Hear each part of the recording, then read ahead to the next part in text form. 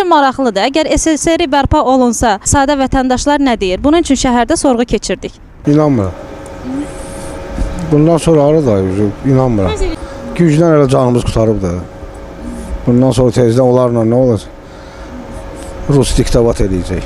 Əvvəllər necə yaşayıblar böyüklərimiz də, normal yaşayıblar. Məsələn, adı 31 manat rubla hər şey eləyiblər aylarla. Bəli, Sovet dövründə yaşayanda yəni hər şey gözəl idi. İnsanlar bir-birinə hörmət edirdilər. Böyük kiçik vardı. Sərbəst daha yaxşıdır, nəinki Rusiyanın tərkibində olmaq. Mənim fikrimcə azadlıqdan gözəl bir şey yoxdur.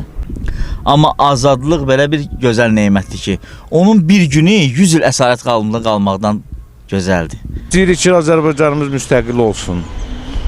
Müstəqil olsun, müstəqil yaxşıdır. Kim istəyər ki, istəyirinin tərkibinə qarışsın. O vaxtı komünist, sosialist ölkəsi idi, fəhlə hökumət idi. İndi yox. Müstəqil olmaq ən böyük, bəlkə də xoşbəxtçilikdir. Mən lap yaxşı baxıram. Sovet hökumətinin dövründə hər şey ucuzluq, hər şey normalla yaşayış var idi.